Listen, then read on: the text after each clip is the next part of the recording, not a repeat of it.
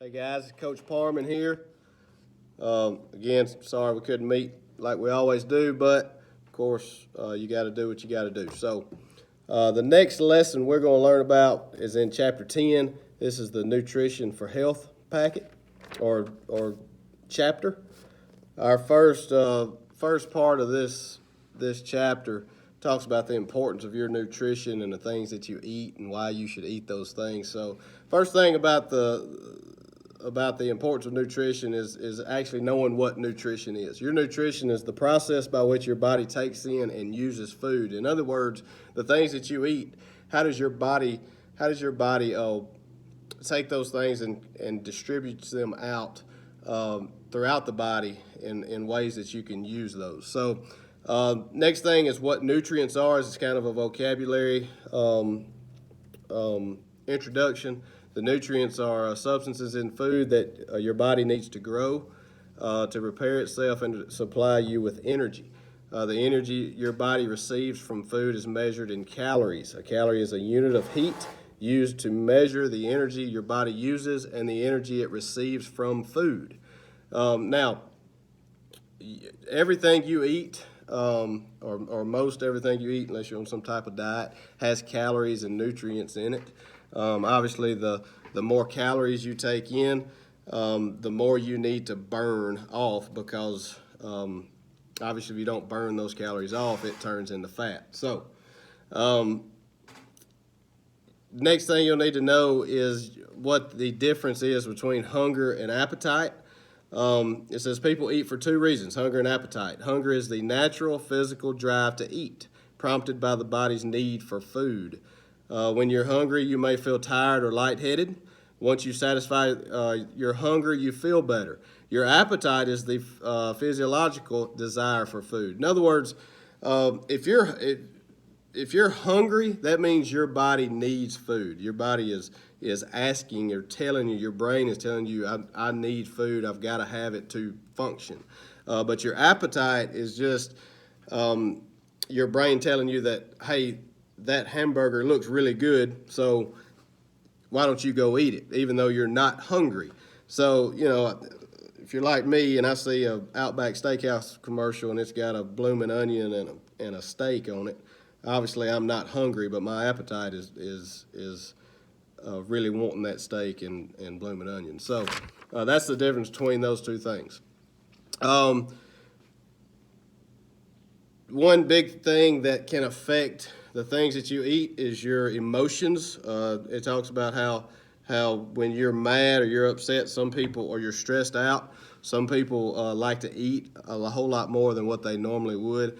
And some people, if you're stressed out, if you're like me, if I'm really stressed out, I don't eat hardly anything because I don't think about food at that point. So some people eat when they're bored. They're sitting around, a lot of us have been bored in the past, 3 months, and we all tend to eat a little bit more than what we normally would just because we're sitting around the house and we're not doing anything. Your environment is another thing that affects what you eat, affects the why you eat those things. First thing with your environment is your family and your culture. At your age, and especially when you were younger, pretty much what your family or what your parents said you were going to eat is what you're going to eat. Whatever mom or whoever cooked for you that evening is what you're going to eat for that evening. Whatever they packed you for lunch, that's what you're going to eat for lunch. So obviously your family and your culture are affecting the things that you eat. Now the older you get, you kind of get to choose more what you want to eat. So your friends affect you, things that you eat. If it's a Friday night and you're at somebody's house, you're at a friend's house, and they decide, hey, I'm going to order some pizza, 99% of the time, you're probably going to eat pizza with them. So your friends affect that. Your time and money. And now this will come into play, especially as you get older. But it's a whole lot easier when you're in college or you're out on your own. It's a whole lot easier and quicker to just run through a McDonald's drive-through and get a double cheeseburger than it is to go home and fix a meal because you probably don't have time to do that. Also, another thing is money. Obviously, the people, if you don't have money to go eat at Outback, then you're not going to eat at Outback. It's the same thing if you do have plenty of money to eat out more, you're probably going to eat out more. So obviously time and money affects that. The next thing is advertising. Remember I said, if there's a blooming onion and a steak from Outback on a commercial, advertising affects what you eat a lot of times. You see a commercial of a Hardee's thick burger, and it looks really good. That makes you want to eat that Hardee's thick burger. So a little side note right here. It says, I always thought that by skipping meals I was cutting calories. Well, I was wrong. When you don't eat, your body responds by telling your brain that you might starve, so it slows your metabolism. It is much healthier to eat smaller and more frequent. Now, your metabolism, as we go forward, your metabolism is your body burning calories on its own. The younger you are, like right now at your age, your body, even though you're just sitting there, your body is burning calories. Whereas if you're 35 and older like me, my body doesn't burn calories like your body does while you're just sitting here. So your metabolism is what does that. The higher your metabolism, the more weight, usually the skinnier people are. What that side note was saying was if you end up saying, okay, well, I've gained a little weight, so I'm not going to eat all day long, but then I'll eat a normal supper. Most of the time, you end up eating a larger supper because your body is so hungry, and that kills your metabolism. So, and once your metabolism's killed, then it's harder to lose weight. So, we keep going over. We'll talk about the nutrients, the different types of carbohydrates and proteins and fats and that kind of thing. The first thing, or the first category it talks about is the carbohydrates. It says carbohydrates are starches and sugars found in foods which provide your body's main source of energy. You will need to know that. So your main source of energy comes from carbohydrates. The different types of carbohydrates. You've got complex carbohydrates, and you've got simple carbohydrates. And then also you have fiber, which we'll talk about that in a minute.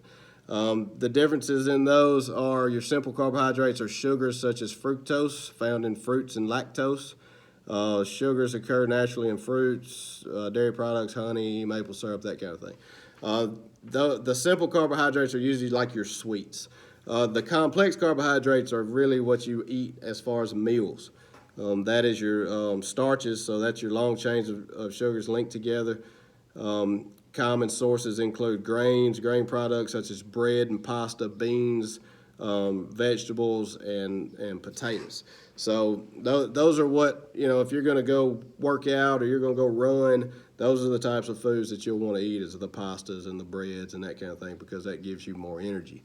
So then the last type of carbohydrates is the fiber. The fiber is the tough, complex carbohydrate that the body cannot digest. So in other words, it says fiber moves waste through your digestive system. Eating foods high in fiber can help you feel full and may reduce the risk of cancer. So in other words, it helps your body flush out those kind of things because it can't digest them. The next thing is proteins. Proteins are nutrients that the body uses to build and maintain its cells and tissues. Now, we're not going to get into all the types of proteins, the amino acids, and that kind of thing. Those are really complex things that you'll learn in science. But basically, what protein is, when you work out or when you're sore, let's say you did something out in the yard or some kind of yard work or something, and you're sore, and the next day you're wanting to get rid of that soreness. So for you to lose your soreness, the way the muscle works is, let's say you use your bicep muscle. Your bicep is sore, which means the fibers, not like the fiber we just talked about, but the fibers that are consisted of your muscle, when you use those, your fibers break. So when your fibers break, that causes soreness. So for you to get rid of the soreness, those fibers need to be mended back together. So what mends the fibers back together are proteins. So when the proteins mend back together, they mend back together a little bit bigger, and that's how people get bigger muscles and that kind of thing. So you break the fibers, proteins put them back together a little bit bigger. Then you break the fibers, you get sore, proteins put them back together. So that's how muscle building comes into play. The next thing is fats. There's 3 types of fats. Unsaturated fats, which are like vegetable oils, nuts, and seeds. They tend to contain larger amounts of unsaturated fats. Eating unsaturated fats in moderate amounts may lower your risk of heart disease. Those are your more healthy fats, if that makes sense. The next type is saturated fats. Saturated fat is found mostly in animal-based foods such as meat and many dairy products. When you eat a steak, that big piece of white squishy stuff, that's fat. That's a saturated fat. So those are obviously more unhealthy than unsaturated fats. And then trans fat. These fats are formed by a process called hydrogenation, which causes vegetable oil to harden. This type of fat is the type of fat that will clog your arteries. If you've ever seen or you've cooked something with butter and it sits out, or you put it in the refrigerator and it sits overnight, and when you get it back out, it doesn't look the same. It's something hard on it. That's a trans fat. That's basically the same waxy substance that is in it, which causes cholesterol. That's the same type of stuff that will build in your arteries, causing heart problems. So, if we keep going, vitamins. We're just going to talk about the kind of the high points of vitamins and the types of vitamins and minerals. Vitamins are compounds found in food that help regulate many body processes. There are several different types of vitamins that perform different functions in the body. Your body has to have certain types of vitamins. So, and a lot of people take vitamins every day, and they feel better because of that. Some of the main vitamins. Vitamin C is probably the most common vitamin that people talk about. It protects against infection, promotes healthy bones, teeth, gums, and blood vessels, helps form connective tissue, and helps heal wounds.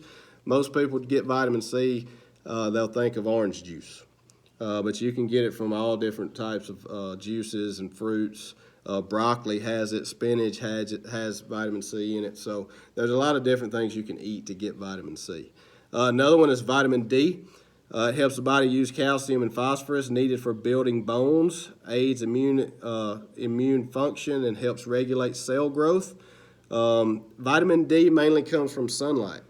So if you're outside, you're actually getting a vitamin soaked in through your skin. So if we go on and talk about minerals, minerals are elements found in food that are used by the body. Minerals are basically calcium, phosphorus, magnesium, and iron, which your body has to have all of those things. The calcium obviously is what makes your bones stronger, and we can talk about each one, but you're not going to need to know each one. But water is the last nutrient that it talks about in this lesson. Water is essential for most body functions. All of the body cells contain water. Water's function include moving food through the digestive system, digesting carbs and protein, and aiding other chemical reactions in the body, transporting nutrients and removing waste, storing and releasing heat, cooling the body through perspiration or sweat, cushioning the eyes, brain, and spinal cord, and lubricating the joints. You will need to know that teenage girls need about 9 cups of fluids a day, or water a day. Teenage boys need about 13 cups of water each day. That's to keep you healthy and keep all those things that we just listed working correctly. So you will need to know that. The last part that we're going to talk about is the food guide pyramid. Food guide pyramid, and all of you saw it in my room. The food guide pyramid kind of tells you what you're supposed to eat and how much you're supposed to eat of it. Now, I'm going to show you a picture of the food guide pyramid, if I can.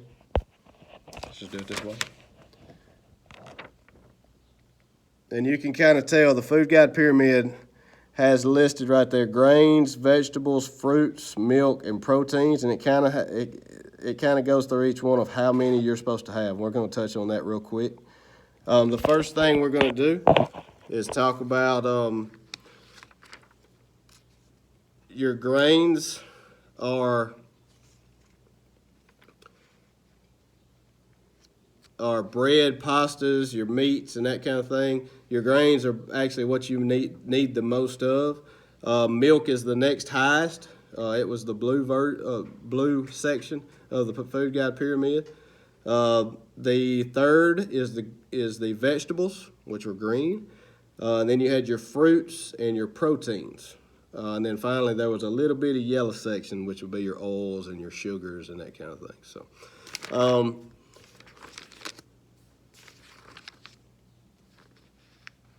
the big thing about this chapter is to understand that